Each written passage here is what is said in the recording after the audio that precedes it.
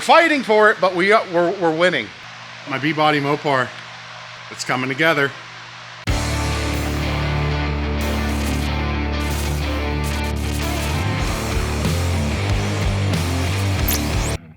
Hello and welcome to the shop. I'm Jared, and this is the Questionable Garage, and this is my 1970 Plymouth Sport Satellite, the ultimate B-body dream muscle car build for me. I'm really excited. It was getting a little discouraging as we kept finding rust. If we jump back, I bought this thing for a premium because I didn't do my due diligence. Anytime you're buying a car, especially a Mopar that's known to rust, don't trust what you see on the surface. I got the car, started looking, and discovered a tremendous amount of hidden rust and work that was really not done to a standard that I wanted to build into my forever car. So, in the past couple episodes, we've been ripping this thing apart.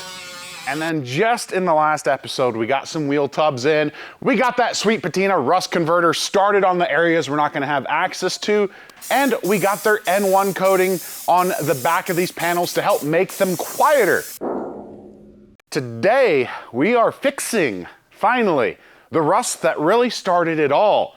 If you remember back in our little Mighty Car Mods tribute, this, that, all of this, that, can't forget that, this, yeah, probably that, there's that too, that poor job, yeah, that too. It was bad, so we ripped it all apart, and now we can put in the parts I didn't even know existed. But I ended up with it because on the Auto Metal Direct website, when I was selecting all of my parts, it was like, hey, you might need this too.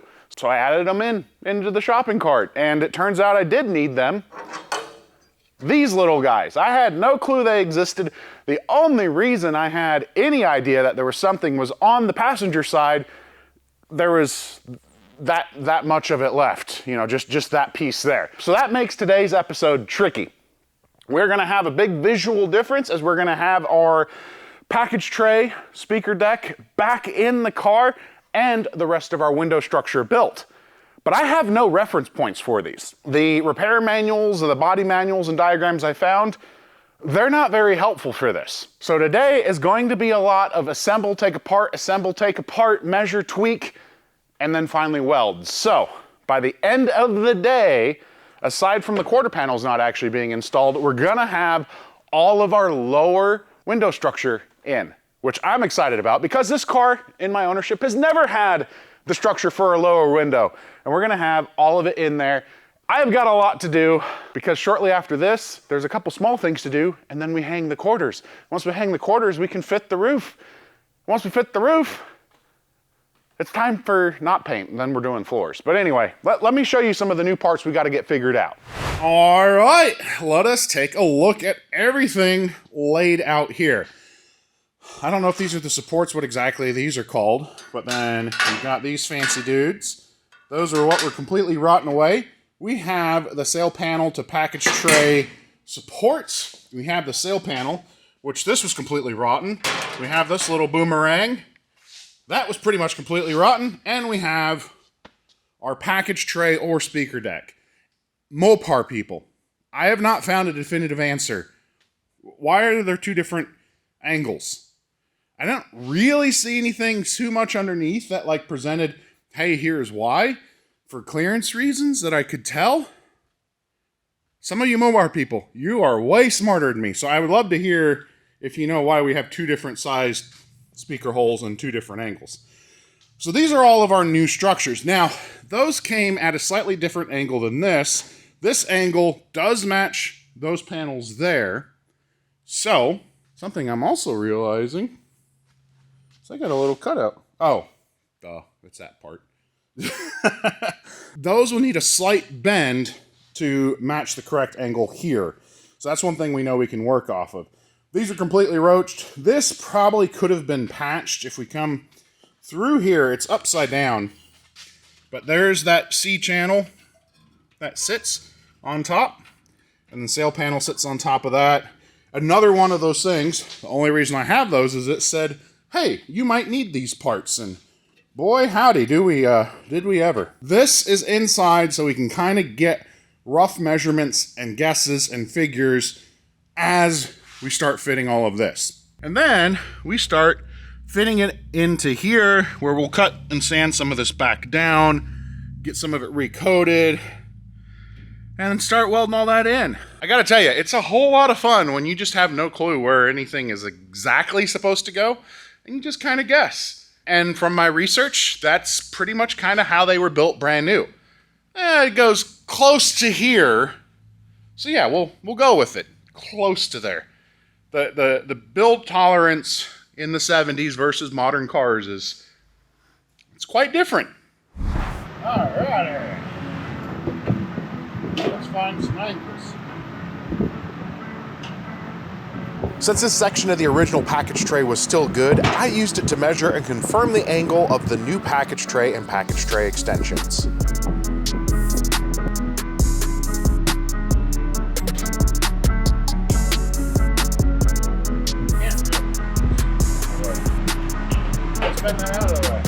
A really handy tool are these adjustable smooth jaw pliers for quick bending of metal.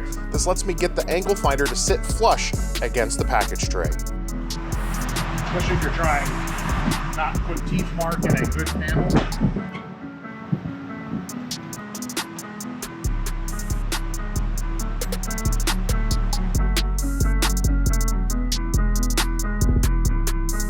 And at this point, I realized because of how we cut the panel out, where I am measuring my reference angle is no good to measure from. So I adjust a little bit further in where I hadn't quite ruined the panel yet. I'm realizing too, we're getting slight deflection there, but this is an acceptable panel to use. So that means we need to make sure these match through here. Now initially I was doing some test fitting and they were a little bit off and I had to bend them. Probably should have put it in my brake to get a cleaner bend instead of that slight round bend. So panel, speaker deck, and then the C channel, which makes sense. So I know I need to spot weld these, so we'll bust out our handy hole punch. That'll also make putting the self-tappers through a little easier. Out comes the hole punch flanger to get the panels ready for plug welding, much later on in the video.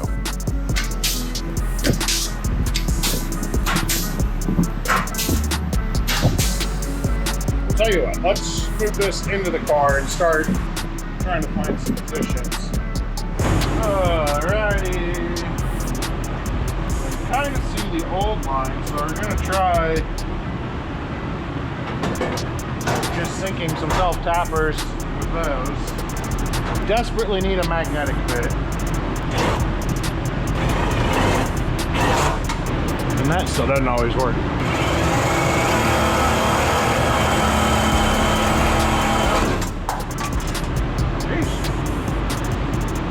Have to bust out the pre-drill. That lines up to this pretty good. This will bend down slightly. Alright, let's do the other side. It isn't a race to get these parts installed. It's all about making sure it is as good as you can make it. I'm measuring, fitting, moving, just trying to make sure I end up installing these parts back in the right spot. Trying to match the panels would be easier if I didn't clean all of the original witness marks off so well, and then painted it so nicely. So now I'm having to use a mixture of reference spots from the stamped parts and my crossed eyes to get it fitted correctly.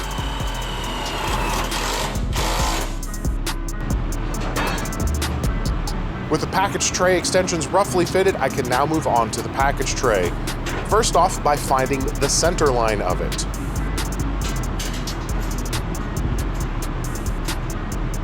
Once I have the center on the part, I am finding center of the car, measuring off the roof supports and then using the square to get the line down the center.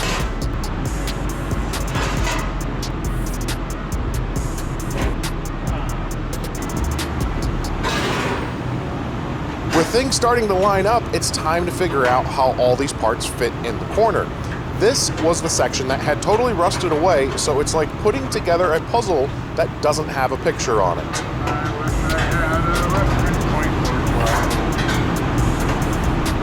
as if there might be something a little bit wrong in this shape. When I center and line this up, like it'll land sort of how it's supposed to in this one, but we're not even close to fitting over there. All right, let's get caught up from when I turned that GoPro off, where we were fighting a little bit of alignment issues. It's really tricky when that part of the car, I've never seen it in person. I've been watching all of Chris Birdsong's videos, but the problem is he almost does exclusively Chargers. And if you didn't know, the entire sail panel, deck lid, all of that, it's different for a Charger. But I did find a Roadrunner GTX, and in one picture, I was able to kind of see where all of this is supposed to land. Moving it back some is helping some. If you look, we've got this kind of roughly landing. This is starting to go in how it's supposed to, you know, connected and not free floating. I just stuck these on. They don't really 100% help me with square, but it kind of gives me an idea that I've got it roughly in the right way before trying to fling quarters on. So we're starting to get this in place, sunk a couple screws. We are still down to one small problem. We still aren't quite sitting right through here. So it's possible this is slightly misstamped, because this is exactly the same as the part we took off. And this is too rusty and deformed to make any reference off of. So we're gonna make a quick phone call to Auto Metal Direct, see if they possibly have had one or two other people with a small issue. I do know, again, apparently not a lot of people are doing package trays, because every single part I got from them, pristine clean box. The package tray was covered in dust, meaning it'd been in a warehouse that is normally incredibly clean a long time. So the joys of rebuilding a rusty car. But, regardless, look at that. And we're gonna have what we need to mount a piece of glass soon. We're fighting for it, but we're winning. The road ahead of us, it's still really long. But my B-body Mopar, it's coming together. All right, it's the next day, and we now have a trunk extension that fits. And the way I got it to work is we just cut out the extra width and welded it back together.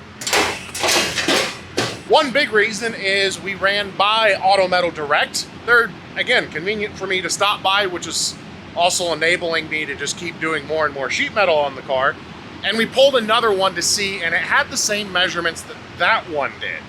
But measuring my old parts and everything, it wasn't quite lining up.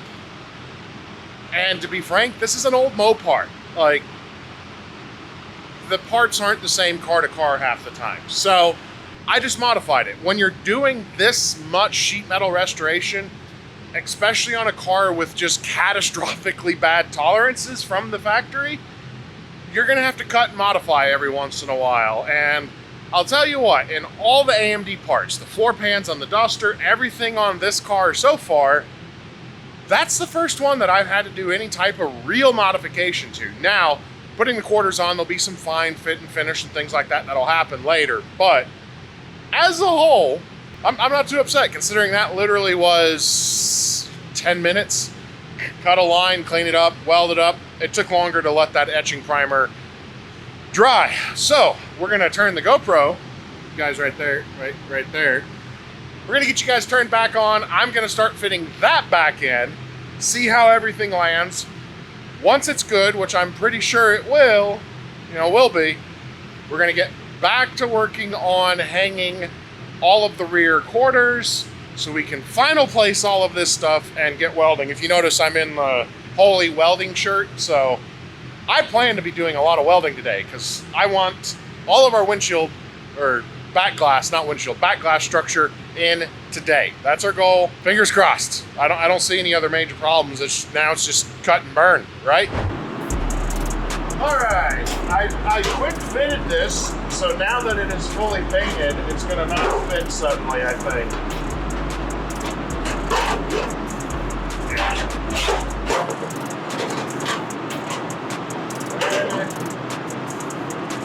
Oh, we are looking like it might be good.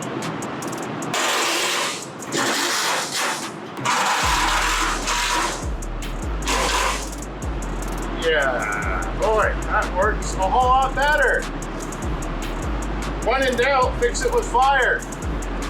Okay, so I think I want to kind of loosely fit a tail panel. Then we can get some quarters hung back and work this whole angle. Put a block of wood to hold this up.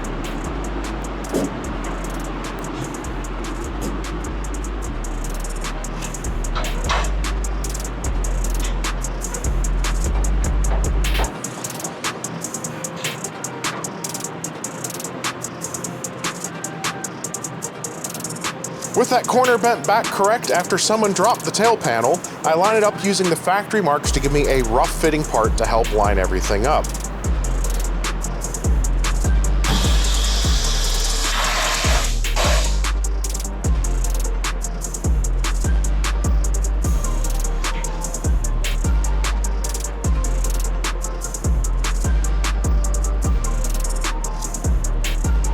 Now it's time to fit the quarter panel again, for the 32nd time. I have the rough trunk shape set up, and it's now a matter of lining things up to make sure the window glass corner will all be where it belongs.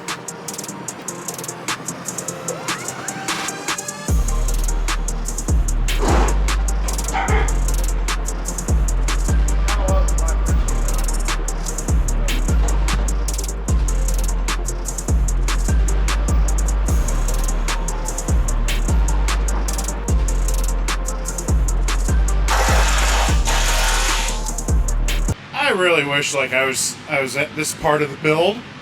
It's not close to there.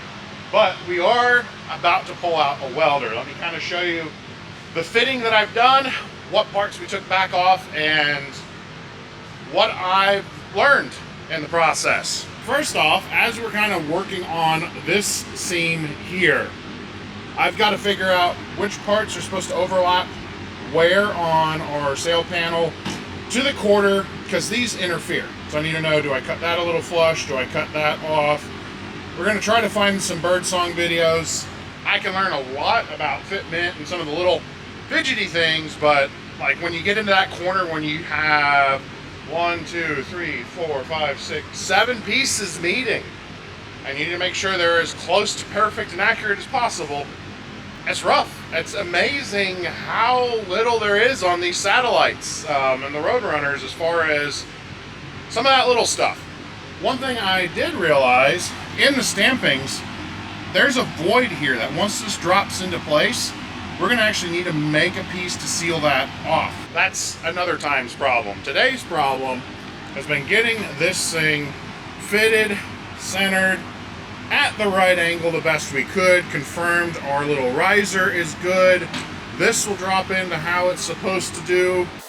And then this corner, where it was completely rotten, I still need to do one little bit more fitment and get this tidied up a little bit more, pulled in, but everything is kind of dry fit where it needs to go. I'm going to take and pull a few more measurements, and then next thing you're going to see is me contorting myself inside and starting to weld. The time lapse can only be as entertaining as the content, and I'm not there, Gary. I'm not witty enough to be able to talk to myself for 30 minutes straight while also focusing on pulling a tape measure. So some people have that talent. I have the talent of stupidity and stubbornness to build my dream car. But I can't quite always talk to myself. So we will pick you back up here in a second with some welding.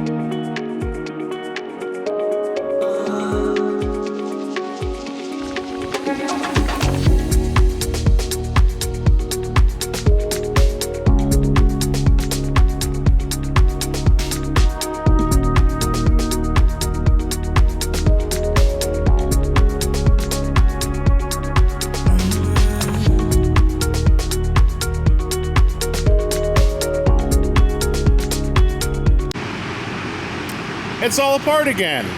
Why? I had just gotten all of my measurements just right, and it was ready to weld.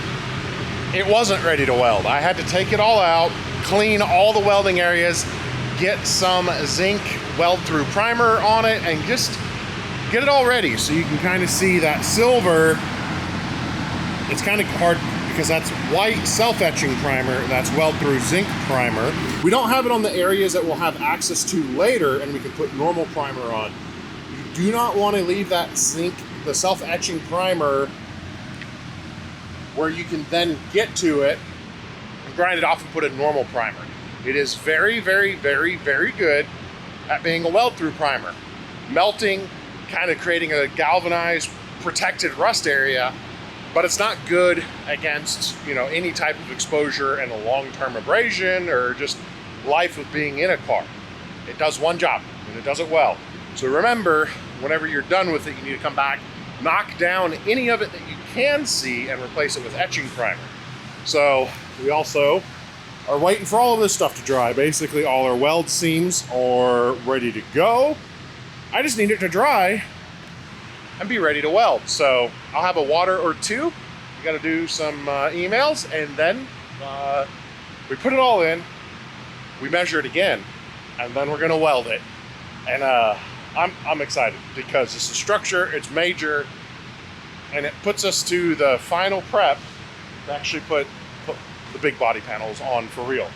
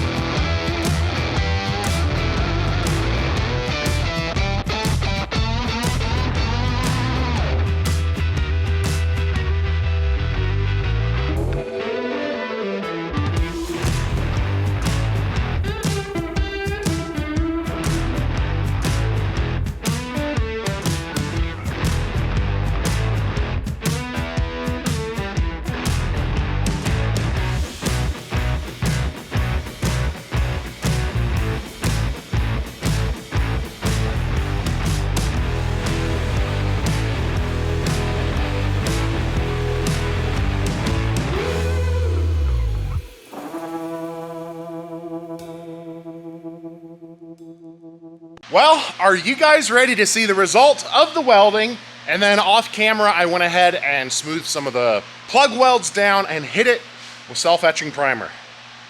I'm kind of excited because this is a really big moment in starting to put this whole thing back together. Ah, there we go. I realize a lot of you may look at this and be like, it doesn't look that different. But, if we go once again back to our little Mighty Car Mods reference where I was putting my fingers through the car there, I can't do that anymore. We have all of our lower structure built in. I've measured, fitted, and measured, and cross-referenced, and tested, and did everything I could. I am, no more fingering of the car. I am really confident in how all of that landed out. We've got our trunk supports tied back in so we can do those little patches. But yeah, we can now do some stuff there. Who would have thought it would take so many days to do that? I'm sure graveyard cars, those guys, they're done in half a day. One, I'm not a body guy. I can do metal work, I can weld, I can fabricate, I can figure things out. But this is a very complex, intricate corner of a car, and I've not done it before. But I just did it. So don't be afraid to try, because you'll never learn, and you'll never know if you can if you don't take the first step and try. And I'm trying my way into my dream muscle car build. So we're about wrapped for this episode, but I want to do one more thing, how we're going to end this episode when you guys rejoin me here in 3, 2, 1. See, look, it looks very different. It's almost a car again. No, we're not even like close to a car, but it looks like one. And I'm feeling really good. If you can't tell, we have a trunk back on it, and we're just, again, test fitting everything back into it. Make sure each step along the way we're doing is right. These things are so varied from the factory. The panels, again, from AMD are built to go down the middle. You have room to make it work on either side of your cars when its inner structure can be so different. Some of the commenters, you're not wrong when you kind of say these were built for 10-year lifespans. Unfortunately, we still like them today, so we have a lot of work to make these things work 54 years later. Whew. It's been a little while, but the big reason I wanted to do this was, one, make sure all of that work, all of that measuring, especially now that it's fully welded in, actually landed where it was supposed to. And good news, it did. We can look inside here. Again, there's a little trimming to get these to lay perfectly flat, but that's landing where it's supposed to. And the side where we had absolutely nothing is landing into everywhere that it's supposed to. That's a big relief. Also, it's just how you have to build these cars. You test fit them. You put it together, you take it apart, you put it together, and you take it apart a whole lot. If you want to do it right. Like, one thing I can show you right now is, if we look, obviously, this trunk gap is way excessive. This one is slightly more excessive. And it's hard to tell. You can kind of see on the sail panel line there. You can really kind of tell with the tail panel and how you see how we've got a fair bit of quarter there. And it's pretty close right there. That means our butt is flared out, which is to be expected. We're not even like fitted yet. We're just hung on the car trying to get an idea of where it's all going to land. It's a process. We're not even tucked into the wheel well, starting to bolt there. That's going to lift our back a little bit, and as it lifts and pulls in, it'll go in. Again, because of some of the overlaps here, and me not being 100% how exactly it's supposed to overlap, that's pushing it out some. So we've got tons and tons of little tiny trimming. It's looking like it can be a car again. Trunk is more or less lining where it's supposed to. I did take the trunk springs off. If anyone's ever dealt with torsion trunk springs, you know how terrifying that is. It's kind of like the giant springs under hood on hood latches. But, I can see it again. Holy cow. I can see it. I am building my Mopar, and the body lines aren't that catastrophically off. So that gives me hope that our final fit, we're not going to have to fight it a ton. I appreciate you guys watching everything I do, and I don't want to bore you. It is so much just little fiddly stuff that I can show you at once, but then I have to do it 30 times. So I'll make a little insert of doing one of the little tiny prep things to get us ready for the next step, which is building out and fitting these quarters. So we are going to have a couple other cars in between. We have got that beautiful Ferrari truck that we need to make run. I have new fuel parts for Earl. We've got that thing. We've got a lot of really, really cool stuff to work through, and some of them are going to get their turn. The Satellite I'm going to chip away at and kind of get us ready for our next big milestone together, which is, again, making the quarters a full part of the car.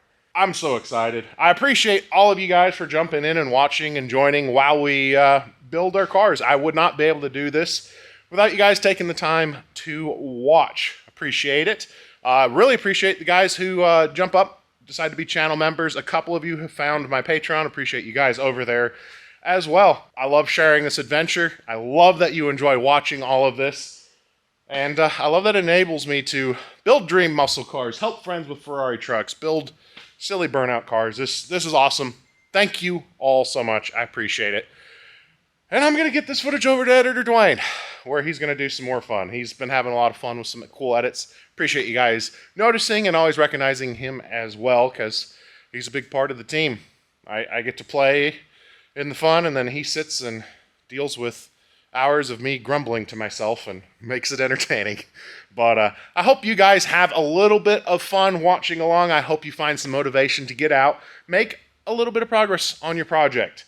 You know, again, you look at the thing as a whole, it's scary, but if you can get out there and make one or two small steps, you're getting closer to the finish line, you're getting closer to it running, and you're getting closer to driving and enjoying the fruits of your labor of your project. Don't be afraid to try. If you've never done it before, there's a lot of things I've never done before, and I'm learning it as I do it. So, I'm Jared, reminding you guys to always make questionable choices, and don't be afraid to get the hands dirty. We'll see you.